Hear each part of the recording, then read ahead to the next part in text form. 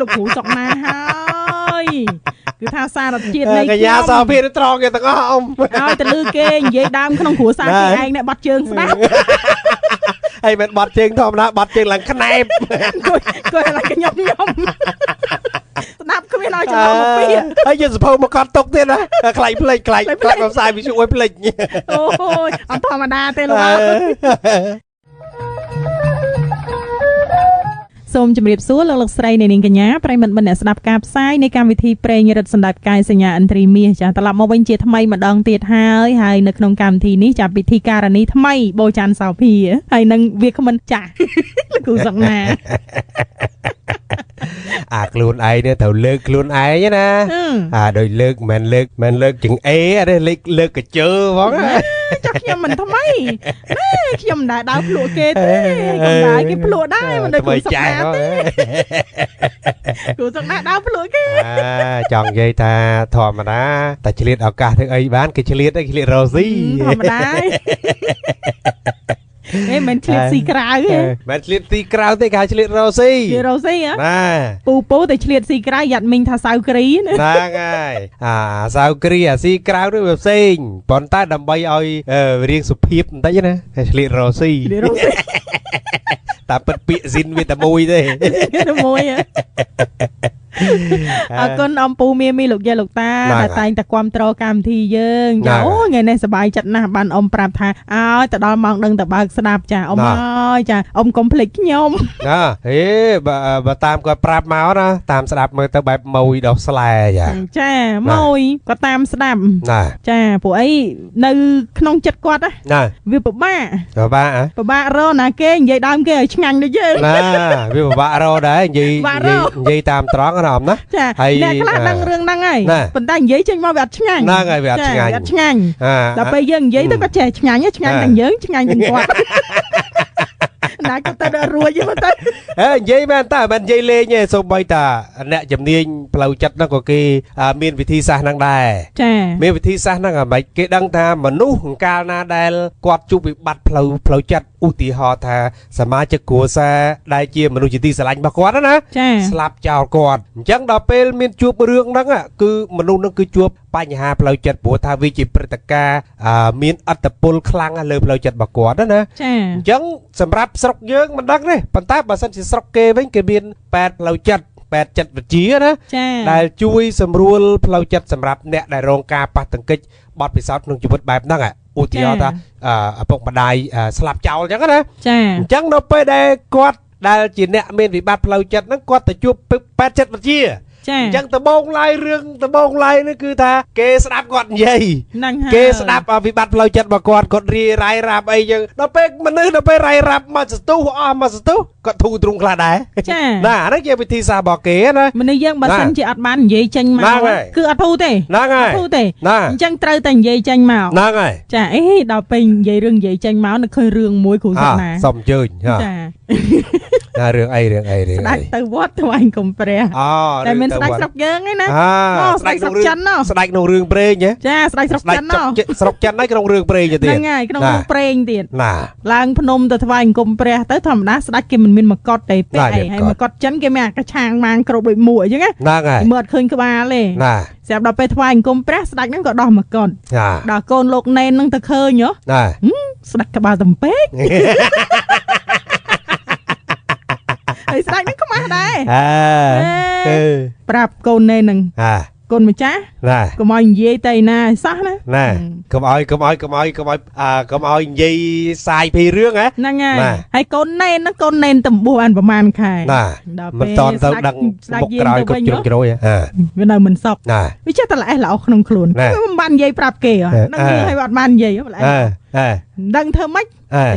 ប្រាប់គេអញខ្លាចដាច់ក្បាលណាដឹងធ្វើម៉េចទេទៅខ្សឹបដាក់ប្រហោងឈើដាច់ក្បាលតំពេក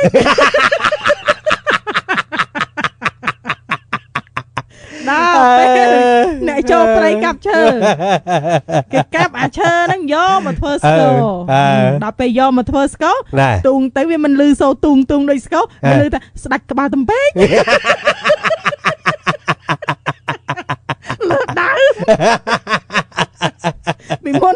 មុនតែសប់ដាក់ប្រហោងជើទៅចាប់រឿងទូទ្រូងដល់វាកាប់វាជើយកទៅស្គរណាទូងទៅលឺសូតែស្ដាច់ក្បាលតំពេទីគុណកោ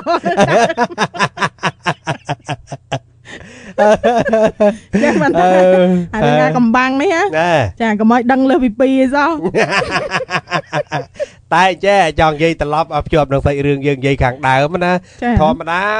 រឿងសំខាន់មនុស្សដែលគេប្រាប់រឿងសំខាន់ដល់យើងគេចង់ឲ្យយើងលាក់ចង់ឲ្យលាក់ជារឿងសម្ងាត់ក៏ប៉ុន្តែធម្មតាធម្មជាតិនៃមនុស្សឲ្យតែដឹងរឿងស្អីទប់នៅតែម្នាក់ឯងនេះវាមិនជាប់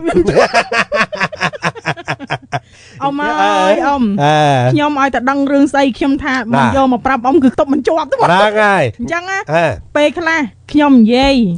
ខ្ញុំអត់បញ្ចេញឈ្មោះទេអញ្ចឹងអ៊ំដែលយករឿងមកប្រាប់ខ្ញុំមិនបាច់ភ័យខ្លាចតែគេស្គាល់គេដឹងទេគ្មានពីណាគេដឹងរឿងអ៊ំទេព្រោះខ្ញុំមិនដែលបញ្ចេញឈ្មោះហ្នឹងហើយមែនព្រោះអ៊ំខ្លះគាត់មកទិញប្រេងរត់មកអីចឹងគាត់ចែករំលែក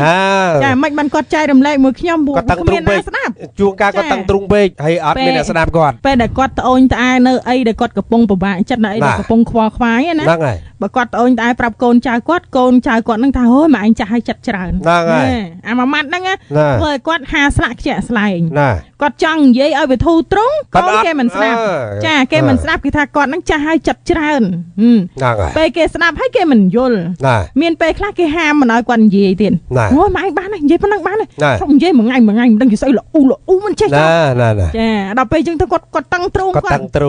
ធ្លាប់និយាយចាហើយដល់ពេលអញ្ចឹងទៅគាត់មកនិយាយប្រាប់យើងហ្នឹងឯងហើយយើងត្រង់យកទាំងអស់អូយលោកគ្រូសុកណាហើយគឺថាសារជាតិនៃកញ្ញាសោភាត្រង់យកទាំងអស់អ៊ំឲ្យទៅលឺគេនិយាយដើមក្នុងគ្រួសារគេឯងនេះបាត់ជើងស្ដាប់ហើយមិនបាត់ជើងធម្មតាបាត់ជើងឡើងខ្នែបគាត់ឡើងខ្ញុំស្ដាប់គ្មានឲ្យចំណងពីហើយយើងសភៅមកកត់ទុកទៀតណាខ្លាញ់ផ្លេចខ្លាញ់ផ្សាយវិទ្យុឲ្យផ្លេចអូយអត់ធម្មតាទេលោកអើយណែខ្ញុំឆ្ងល់ខ្លួនឯងណាកាលពីមុនមិនខ្ញុំមិនរៀនពេទ្យចិត្តសាស្ត្រណាអូយបើខ្ញុំរៀនពេទ្យចិត្តសាស្ត្រត្រូវទៅហ្មងនេះហើយវាអាចចេះដែរកញ្ញាសាភាកាលពីជំនាន់យើងរៀនគឺយើងចប់បាក់ឌុបអាយុយើងទៅ18 19ទេអញ្ចឹងពេលហ្នឹងខ្ញុំចប់បាក់ឌុបអាយុ17ឥឡូវរាប់ត្រួសថាប៉ុណ្្នឹងចុះវាអាចចេះអាចថាពេលហ្នឹងគឺយើងមិនទៅកត់សម្គាល់ថាវិទ្យាសាស្ត្រសង្គមហ្នឹងវាសំខាន់ប៉ុណ្ណាទេដូចចិត្តវិទ្យាមិនចាត់ទុកថាជាវិទ្យាសាស្ត្រសង្គមមួយដែរមិនចឹងកាលហ្នឹងវាគ្មានជំនាញហ្នឹងហើយអាចចឹងនៅក្នុងខេត្តដែលខ្ញុំរៀនបរិញ្ញាបត្រហ្នឹងវាអត់មានជំនាញហ្នឹងហើយម្យ៉ាងទៀតយ៉ាងច្រើនមនុស្សយ៉ាងច្រើនសិស្សយ៉ាងច្រើនដែលចាប់បាក់ឌុបណាភាគច្រើនតម្រង់រឿង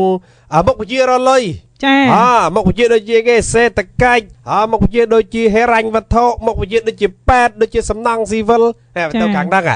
ញ្ចឹងវិទ្យាសាស្ត្រសង្គមអត់ទៅមានចាប់អារម្មណ៍ទេហ្នឹងហើយដល់ពេលយើងរស់នៅរៀនចាប់បរិញ្ញាបត្រយើងរស់នៅកាន់តែច្រើនដល់យើងមិនពាក់ព័ន្ធក្នុងជីវិតប្រចាំថ្ងៃមិនអញ្ចឹងមិនជាប់ការប្រស្រ័យតាក់ទងជាមួយអ្នកនេះអ្នកនោះដល់ពេលអញ្ចឹងទៅបញ្ហាជំនាញវិទ្យាសាស្ត្រសង្គមនោះវាសំខាន់ជាពិសេសគឺការតំណែងតំណងរវាងមនុស្សនិងមនុស្សមិនអញ្ចឹងសំខាន់ណាព្រោះបើតែយើងអត់ចេះទេតំណែងតំណងឃើញអត់យើងនិយាយបាញ់រឿងកញ្ញាសាភានិយាយបាញ់រឿងអ៊ំដែលគាត់មានបញ្ហាអីមួយក្នុងចិត្តអីគាត់មិនហ៊ាននិយាយប្រាប់កូនទេសាយដោយសារតំណែងតំណងគាត់ហើយនឹងកូនគាត់វាមិនសូវល្អកូនវាមិនសូវយល់ចិត្តដល់ពេលអញ្ចឹងគាត់អត់ហ៊ាននិយាយទេចាចឹងបានថាពេលដែលអ៊ំមកនិយាយប្រាប់ខ្ញុំវិញគឺខ្ញុំស្ដាប់ដោយយកចិត្តទុកដាក់ចាហើយពេលដែលខ្ញុំយកមកនិយាយតាមវិទ្យុមិនមែនខ្ញុំបរិហាគេអ៊ំទេចាទី1ខ្ញុំអត់ដាក់ឈ្មោះអ៊ំទេទី2ខ្ញុំអត់ប្រាប់ទីលំនៅរបស់អ៊ំទេ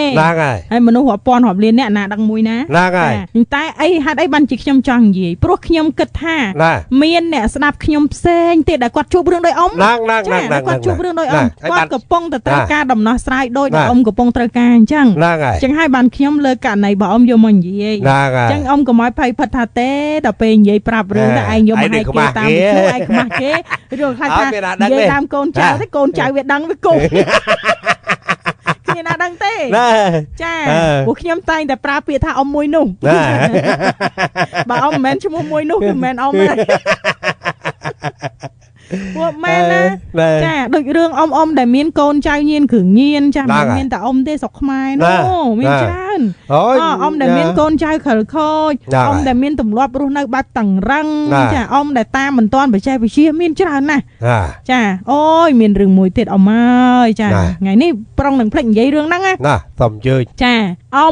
ដែលតាមមិនតាន់បច្ចេកវិទ្យា ចាការពីជំនាន់ជំនាន់រត់ក្របហ្នឹងជំនាន់រត់ក្របមានអ៊ីនធឺណិតវាមាន Facebook មានអីមកពីណាក្រោយមកមានម៉ាត់ធ្យុស្ដាប់ម៉ាត់ធ្យុចាក្រោយមកមានរ៉ាត់យ៉ូចៅឯងកុំនិយាយភាសាអីបល័យសំស្ក្រឹតទេស្ដាប់មិនសូវបាននិយាយរ៉ាត់យ៉ូមកចាអត់មានវិទ្យុវិអីទេហើយតាមពិតអារ៉ាត់យ៉ូពាក្យបារាំងសោះហ្នឹងបើគាត់ធ្លាប់ប្រើតាពាក្យរ៉ាត់យ៉ូក៏ស្មើនឹងពាក្យគាត់ហ្នឹងហើយចាបន្តមកវាទៅជាមាន Facebook វាមាន YouTube វាមានអីទៀតចាហើយក្មេងបន្ទាប់មកគឺវាប្រើឧបករណ៍អេឡិចត្រូនិកចាខ្លះចុចទូរស័ព្ទអត់ទាន់ចៅហ្នឹងអត់ទាន់ចៅទេចៅវាចេះលេងហ្គេមវាចេះបើកអានេះបើកអានោះមើលដល់ចាស់តាមអត់ទាន់ចៅទេដល់ពេលគាត់តាមអត់ទាន់ចៅគាត់អត់ដឹងថាចៅហ្នឹងវាមើលអីខ្លះទេចាមានអាខ្លះហ្នឹងវាទៅបើកតាមប្រព័ន្ធផ្សព្វផ្សាយហ្នឹងឃើញរឿងអាហារភាសចាឃើញរឿងអាហារភាសដល់ពេលវាឃើញរឿងអាហារភាសវាយកមកប្រព្រឹត្តព្រោះវាអត់ដឹងវាគិតថាមនុស្សធំគេចូលចិត្តធ្វើអញ្ចឹងហ្នឹងវាធ្វើតាមមនុស្សធំដល់វាអត់យល់ថាអាហ្នឹងអានជារឿងអាហារភាសទេចាដល់ពេលវាប្រព្រឹត្តទៅវាខុសកលងវាទៅជាអីប្រេះផ្ដាស់ដូចមានករណីមួយដែលថាបងប្អូនប្រុសស្រីបកើតតែប្អូនស្រីទៅអាយុ13ឆ្នាំទេតែមានផ្ទៃពោះចាហើយអត់មានអ្នកណាទេគឺបងប្រុសវាដែលមានអាយុ17ឆ្នាំខ្មែរយើងហ៎ខ្មែរយើងអូ my god អញ្ចឹងហើយម្ដាយទៅធ្វើការចំណាក់ស្រុក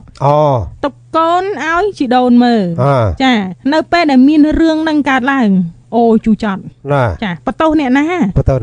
បន្ទោសក្មេងហីវាដឹងខ្យល់អីទេវាឃើញតាមទូរស័ព្ទ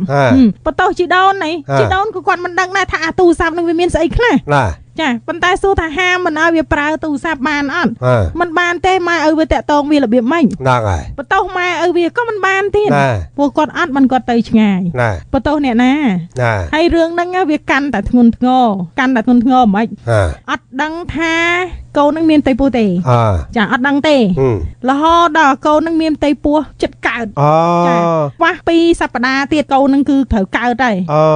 បានមកអាយុ13ឆ្នាំតចាបានម្ដាយហ្នឹងគាត់មកពីចំណាក់ស្រុកចឹងណាហ្នឹងហើយគាត់នាំទៅពេទ្យប្រាប់ថា2សប្តាហ៍ទៀតក្មេងស្រីហ្នឹងនឹងសម្រាលកូនហើយចាពេលហ្នឹងគឺម្នាក់ចង់ស្លាប់ស្រឡាំងកាំងខ្លាំងមែនតើសូម្បីតែក្មេងស្រីខ្លួនឯងហ្នឹងគឺវាអត់ដឹងថាវាមានផ្ទៃពោះដែរចាគឺវាអត់ដឹងទេគ្នាអត់ទាន់ដឹងអីអាយុ13ឆ្នាំតូចពេកបងប្រុសវាបួលធ្វើអញ្ចឹងក៏វាធ្វើតាមអញ្ចឹងទៅហើយវាអត់ដឹងទេដោយសារតែកូនហ្នឹងពេលដែលវាមានផ្ទៃពោះហ្នឹងវាទៅមករដូវលើកដំបូងក្មេងមែនតើហ្មងហើយឥឡូវធ្វើមិនចាបើសិនជាគេករណីគេដឹងថាកូនហ្នឹងទៅមានផ្ទៃពោះ1ខែឬ2ខែពេទ្យគេនឹងមានវិធីរំលូតចាញ់អញ្ចឹងណាចាប៉ុន្តែឥឡូវវា2សប្តាហ៍ទៀតកើតហើយឲ្យធ្វើមិនចាហើយសួរថាក្មេងដែលកើតមកហ្នឹងមិនក្មេងដែលកើតមកនៅពេលដែលបងប្អូនបង្កើតនឹងគ្នាកូនមកគឺវាអាចប្រឈមនឹងសតិអត់ប្រក្រតីហ្នឹងហើយចាជាប់ឈាមបញ្ញាវានឹងខ្សោយហើយជាប់ឈាមច្រើនចាអញ្ចឹងមានន័យថាជីវិតនេះក្រហើយល្ងងវេទនាទៀតហ្នឹងហើយកម្មពីកម្មក្រានេះណាកម្មក្រាចង់និយាយថាទុកជាន់លើទុកត្មងណាចាអញ្ចឹងដើម្បីបង្ការកុំឲ្យមានរឿងអញ្ចឹងកើតឡើងចំពោះអ៊ំពូមីលោកយាយលោកតាប្រជាពលរដ្ឋនៅក្នុងប្រទេសកម្ពុជាយើងទាំងអស់គ្នាចា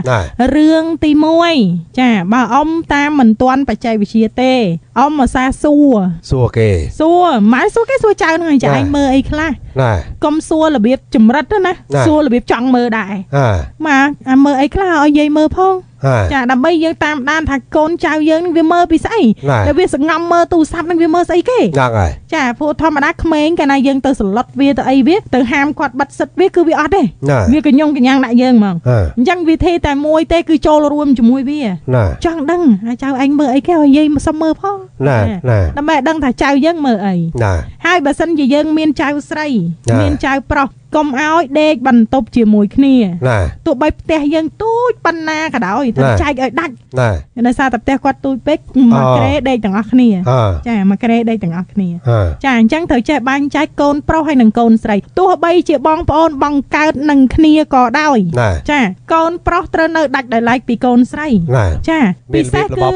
ប្រុសចាប់ពីអាយុ8ឆ្នាំឡើងទៅនឹងគឺត្រូវឲ្យនៅដាច់ដោយឡែកហើយដើម្បីឲ្យកូននឹងរៀនស្គាល់ថាអីជាភេទប្រុសអីជាភេទស្រីចាมันអាចឲ្យនៅបោកលោកឡំគ្នាទេបើសិនជាផ្ទះយើងទៅអះចង់រឹងដេកទៅចាក្រាលកតេលដេកណាដាច់ឆ្ងាយពីគ្នាទៅមានវាំងននមានទ្វីអីបិទបាំងមក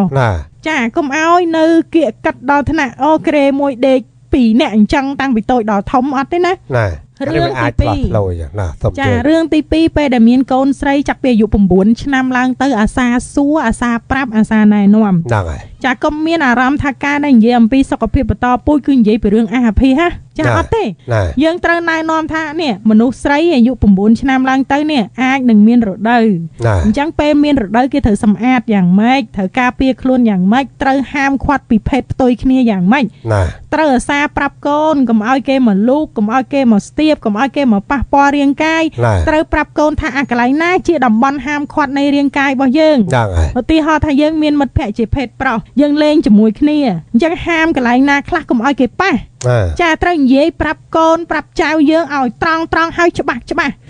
ចាហើយចៅមកនិយាយមកឥឡូវចៅឯងអាយុប៉ុណ្ណេះហើយធំហើយអញ្ចឹងកុំឲ្យគេស្ទាបកូននិយាយច្បាស់អញ្ចឹងមក ណា ចាកុំឲ្យគេលូកកន្លែងនេះកុំឲ្យគេប៉ះកន្លែងនោះ ណា លេងជាមួយគ្នាបើលេងមានមិត្តភ័ក្តិប្រុសត្រឹមកាន់ដៃកាន់អីវាបានតែកុំឲ្យគេមកលូកកុំឲ្យគេមកស្ទាប ណា កន្លែងណាដែលត្រូវហាមឃាត់ចាហើយមនុស្សប្រុសនឹងទោះជាអ្នកណាក៏ដោយ ណា ហើយមិនមែនតែមនុស្សប្រុសទេមនុស្សស្រីក៏ដោយ ណា ព្រោះវាអាចមានករណីរំលោភភេទដូចគ្នាសម័យឥឡូវ ហ្នឹងហើយ ចាកូនប្រុសក៏ត្រូវគេរំលោភដែរគឺពួកប្រុសស្រឡាញ់ប្រុសហ្នឹងហ្មង ហ្នឹងហើយ អញ្ចឹងត្រូវហាម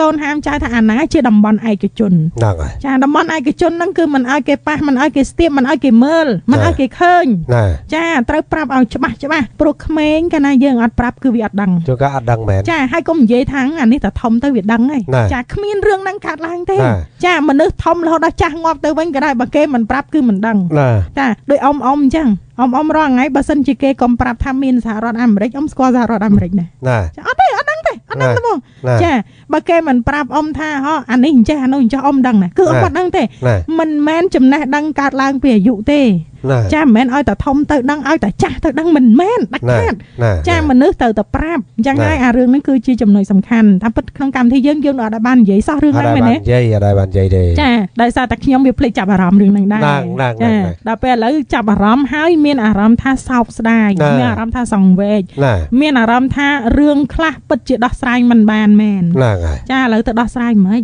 ករណីដូចនាងខ្ញុំនិយាយពីខាងដើមទៅដោះស្រាយមិន ចាំចិត្តឆ្លងតលេណា ចៅ ពី នឹង អាទិត្យ ដាក់គុកអី ណា ចុះកូនស្រី13ឆ្នាំហ្នឹងធ្វើមិន ណា ចុះអាកូនដែលនៅក្នុងពោះរៀបនឹងកើតហ្នឹងធ្វើល្មិចទៀត ហ្នឹងហើយ ថាបើគ្រួសារកំពុងតែក្រវេទនាយ៉ាងនេះនេះ ណា ចាទៅដោះស្រាយយ៉ាងណា ហឺ អញ្ចឹងមានតែកុំឲ្យរឿងហ្នឹងកើតឡើង ណា ចាកុំឲ្យរឿងហ្នឹងកើតឡើងកូនស្រីកូនប្រុសនៅឲ្យឆ្ងាយពីគ្នាអាសាសង្កេតវាថាចរិតលក្ខណៈរបស់កូនប្រុសតើវាពេញវ័យហើយនៅ ហ្នឹងហើយ ហៅវាមកនិយាយត្រង់អប់រំវាចាឲ្យក្មេងស្រីដូចគ្នាត្រូវប្រាប់ពីរបៀបការពារដល់កូនស្រីយើងតាំងពីកូនស្រីយើងនៅទូច ហ្នឹងហើយ ចាប្រាប់ឲ្យចេះខ្មាស់អៀនឲ្យចេះបិទបាំងឲ្យមានតំបន់ឯកជន ហ្នឹងហើយ ចា ខ្មែរយើងភាគច្រើនអារឿងនិយាយពីសុខភាពបន្តពូជអីគាត់ច្រើនអត់ហ៊ានបើកចំហនិយាយត្រង់ជាមួយសមាជិកគ្រួសារ ចា ណា និយាយឲ្យត្រង់យើងអត់មានទៅបរៀនកូនឲ្យចេះរួមភេទទេ ណា យើងបង្រៀនកូនឲ្យចេះការពារខ្លួន ហ្នឹងហើយ ចាបាទរឿងរួមភេទមិនបរៀនវាទេ វាចេះឯងហ្មង វាចេះស្វែងយល់ ចេះឯងក៏ប៉ុន្តែអាចចំណុចការពារហ្នឹងគឺរឿងសំខាន់ ចា ហ្មង អាការពារខ្លួនរឿងសំខាន់ ណា ពិសេសគឺអ្នកដែលមានកូនស្រីតែម្ដងត្រូវបង្រៀនកូននឹងថាអូអាកន្លែងណាតំបន់ឯកជនអាកន្លែងណាមិនឲ្យគេប៉ះអាកន្លែងណាមិនឲ្យគេមើល ណា ចា សូម្បីតែគ្រូសុកណាពេលដែលកញ្ញាសភានិយាយពីរឿងកូនក្មេងស្រីបាញ់មិញអាយុ13ឆ្នាំឲ្យពពោះពីអាទិត្យទៀតកើតបានចាស់ទុំដឹងណា ចា ឮហើយចង់ភ្ងាក់ក្រោយទេ ចា វារន្ធត់ចិត្តណាគួររន្ធត់ចិត្តណា ចា គឺថាសមាជិកគ្រួសារដែលជាមនុស្សចាស់ទុំក្រោយពីដឹងរឿងហ្នឹងហើយគឺថាត្រូវតែគាំងគ្រប់គ្នាតែហ្មង គាំងគ្រប់គ្នា ណា ចាកុំថាសមាជិកគ្រួ សូម្បី សារ យើង តាប៉ែតដែលបណ្ឌិតឃើញហ្នឹងក៏គាត់គាំង ណា ដែរ ណា ចាគាត់មិនដឹងថាជួយយ៉ាងម៉េចទេ ហ្នឹងហើយណា ចាអញ្ចឹងហើយអ៊ំពូមីលោកយាយលោកតាអើយចាយកចិត្តទុកដាក់ចំពោះសមាជិកគ្រួសារមួយ ហ្នឹងហើយ ហើយចំពោះលោកឪពុកអ្នកម្ដាយដែលនៅឆ្ងាយចានាងខ្ញុំដឹងថាលោកអត់ណាស់បានលោកទៅឆ្ងាយ ហ្នឹងហើយ មនុស្សយើងគ្មានណាចង់ចាក់ចេញពីស្រុកកំណើតពីគ្រួសារទៅរកប្រកបការងារណាទេ ហ្នឹងហើយ សិតតែអ្នកទីទាល់ហើយបានទៅ ណា តែមិនមែនបានន័យថាយើងគ្រាន់តែទៅហើយមិនអាចផ្ដល់ដំណឹងមកបានទេយើងមានទូរស័ព្ទតា ហ្នឹងហើយ ចាពេលយើងទូរស័ព្ទមកលេងកូនយើងសាកសួរសុខទុក្ខកូនបង្រៀនអប់រំណែនាំអាសាញ និយាយទូរស័ព្ទមួយវាចាកុំចាំដល់វាទេទៅ ហ្នឹងហើយ ម៉ែឪខ្លះថាអញចង់ដឹងវាមើលបើអញមិនចុចមកវាមិនចុចទៅក៏ចាំគ្នាមួយកូន រឿងនេះមួយទៀត ក្មេងវាអត់ដូចយើងទេ រឿងនេះមួយទៀតសំខាន់ដែរកញ្ញាសាពីអំពីសុវត្ថិភាពក្មេងស្រីនៅតំបន់ចុងកាត់មាត់ញោកណា ចា អាហ្នឹងក៏សំខាន់ដែរគឺថាអ៊ំពូមីងលោកយាយលោកតាដែលមានកូនចៅស្រីតូចៗណា ចា អាយុចាប់ពី9ឆ្នាំទៅកញ្ញាសាពីនិយាយបាញ់មិញអញ្ចឹងអាហ្នឹងគឺថាប្រយ័ត្នប្រយែងគ្រប់យ៉ាងតែមកជាពិសេសនៅតំបន់ចុងកាត់មាត់ញោកចិត្តភ្នំចិត្តអីអញ្ចឹងណាតាមមើលសុវត្ថិភាពកូនចៅឲ្យមែនតែនព្រោះថាសង្គមយើងបច្ចុប្បន្នជួនកាលរឿងដែលយើងឮមករឿងបាត់អក្រិតរឿងអីណា ចា ឬការចាប់រំលោភខ្សែផ្សន្តិវៈអីវាមានលើកូនក្មេងស្រីហ្នឹងវាកើតមានដែរដល់ពេលអញ្ចឹងអាហ្នឹងគឺជារឿងជាឧទាហរណ៍ដែលយើងគួរតែប្រយ័ត្នប្រយែងអំពីសុវត្ថិភាពកូនចៅឲ្យមែនតើណា ចាបើសិនជាមានកូនស្រីអាយុ9ឆ្នាំឡើងទៅត្រូវហៅកូនមកអប់រំពីរឿងការពារសុវត្ថិភាពផ្ទាល់ខ្លួនហើយនឹងរឿងភេទ ហ្នឹងហើយរឿងអនាម័យរឿងសុវត្ថិភាពផ្ទាល់ខ្លួន រឿងអនាម័យគេត្រូវលាងសម្អាតម៉េចជូតសម្អាតម៉េចពិនិត្យឆែករាងកាយខ្លួនឯងម៉េចដើម្បីឲ្យដឹងថាអូកូនយើងមានរោគអត់ឬក៏វាស្អាតទេ ហ្នឹងហើយ ព្រោះអារឿងជំងឺនោះវាអត់ប្រកាន់កំមុំអត់ប្រកាន់មេម៉ាយអត់ប្រកាន់ចាស់អត់ប្រកាន់ក្មេងទេ នាងខ្ញុំដូចធ្លាប់ជម្រាបអ៊ំថាកូនអាយុតែ20គត់ហើយកើតមហារីកសូដននេះចាអ៊ំដូចជាធ្លាប់ដឹងរឿងហ្នឹងហើយមែនទេចាពេលដែលខ្ញុំធ្លាក់ទឹកចិត្តខ្លាំងមែនតើខ្ញុំទៅពេទ្យរ៉ូស៊ីខ្ញុំឃើញកូនហ្នឹងណាចាខ្ញុំមិនចង់ឲ្យមានរឿងហ្នឹងកើតឡើងចំពោះគ្រួសារណាទៀតទេអញ្ចឹងត្រូវចេះសួរនាំកូនត្រូវប្រាប់កូនហើយបើសិនជាអ៊ំមិនចេះអ៊ំហើយអ៊ំទៅមណ្ឌលសុខភាពអ៊ំដឹកដៃកូនឬដឹកដៃចៅទៅមណ្ឌលសុខភាពហើយទៅសុំឲ្យអ្នកគ្រូពេទ្យផ្នែកឆ្មបគាត់ដល់ការណែនាំចាអ៊ំទៅមណ្ឌលសុខភាពបើអ៊ំមានបានក្រីក្រគេមិនយកលុយអ៊ំទេបើអ៊ំអត់មានបានក្រីក្រអាចបាន 4000 អីប៉ុណ្ណឹងទេជួបពេទ្យឆ្មបម្ដងទៅដល់ប្រាប់ថាអ្នកគ្រូចៅស្រីខ្ញុំឥឡូវហ្នឹងវាចិត្តកមុំហើយវាអាយុ9ឆ្នាំហើយខ្ញុំចង់ឲ្យអ្នកគ្រូណែនាំចៅខ្ញុំពីរបៀបធ្វើអនាម័យខ្លួនប្រាណខ្ញុំចង់ឲ្យអ្នកគ្រូណែនាំចៅខ្ញុំនេះពីការពិនិត្យឆែករាងកាយខ្លួនឯងដើម្បីឲ្យដឹងថាមានជំងឺឬអត់ស្អាតសមឬអត់ចាឲ្យចេះឆែកមើលណែប្រដាប់ប្រដាមិនទៅល្អអត់មានរោគអត់មានធ្លាក់ផ្សិតធ្លាក់អីអត់អាហ្នឹងគ្រូពេទ្យឆ្មបហ្នឹងគេបរៀនឡើងលំអិតណាចាអញ្ចឹងអ្នកគ្រូគាត់មិនកណ្ណាញ់ទេគ្រាន់តែប្រាប់ឲ្យយើងរក្សាអនាម័យព្រោះតួនាទីគាត់ជាពេទ្យចាអញ្ចឹងទៅសុំឲ្យគាត់ជួយប្រាប់ចាបើយើងមិនចេះនេះបើករណីអ៊ំអត់ចេះហ្នឹងហើយតែបើករណីអ៊ំចេះអ៊ំប្រាប់ចៅខ្លួនឯងកុំមិនធ្វើមិនដឹងមិនលឺបដោយតាមធម្មជាតិតែវាធំតែវាដឹងហើយចាក្មេងស្រីអាយុ9ឆ្នាំ10ឆ្នាំជួនកាលវាមករដូវចាអាយុ11 12ឆ្នាំវាមករដូវហើយដល់ពេលអត់ដែលមានប៉ុណ្ណាប្រាប់វាហ្នឹងវាតាពីប៉ាណាប៉ាណៃប្រឡាក់ខោអាវអីដើរពេញទៅភូមិចុះវាអត់ដឹងចាមនុស្សវាអត់ដឹងហើយទៅតិចទៀនគ្នាមិនទៅឌីលគ្នាថាមិនមាននេះកំមុំឲ្យគ្មានដឹងខ្យល់អីអ៊ំម៉ាអើយទោះបីជាចាស់ក៏ដោយបើមិនប្រាប់អ្នកណាដឹងចាអញ្ចឹងកុំកាត់ទោសនៅពេលដែលមិនទាន់បានបរៀនបើប្រាប់ឲ្យមិនស្ដាប់អ៊ំជេរចាស់អត់ខុសទេតែបើអ៊ំមិនទាន់បានប្រាប់វាផងហ្នឹងហើយមិនវាដឹងកាចាកូនប្រុសដូចគ្នាកូនប្រុសអាធំមានទាន់ដឹងឯណាកើតស្រែកឡើងប្រេងរត់យើងការស្រែងប្រេងរត់ហើយកាលពីជំនាន់គ្រូសុកណាណាចាកាលណាវាមានតន់ប្រេងរត់ឯណាអូនិយាយពីអេគឺផ្ទះហើយជំនាន់ហ្នឹងប្រើស្លឹកដង្ហាត់ចាស្លឹកដង្ហាត់ណាចាដើមដង្ហាត់ហ្នឹងហើយដើមដង្ហាត់បុកយកមកលាបម៉ែហើយក៏ហាយយ៉ាងបកាច់ហើយយកអេសស្រួលកាលជំនាន់ហ្នឹងហ្នឹងអាហ្នឹងកើតមកពីអីកើតមកពីមិនដឹងកើតមកពីយើងអត់មានអ្នកប្រាប់ទេអត់មានអ្នកប្រាប់ទេចាណាដល់ពេលកញ្ញាសោភានិយាយពីចំណុចហ្នឹងថ្ងៃនេះណាខ្ញុំមានអារម្មណ៍ថាសំខាន់មែនតើហើយសង្គមយើងសប្តាហ៍ថ្ងៃនេះក៏ចាប់ដើមបើកចំហនិយាយអំពីសុខភាពបន្តពូជហ្នឹងក៏វាច្រើនដែរហើយរៀងច្រើនដែរណាអញ្ចឹងយើងនិយាយរឿងអស់ហ្នឹងវាកាន់តែមានប្រយោជន៍ជាពិសេសគឺលើយុវជនយុវនារីដែលធំណាចាព្រោះពួកគាត់អាចនឹងមិនដឹងចាអញ្ចឹងអំពូមានលោកយាយតាងាកមកផលិតផលយើងវិញ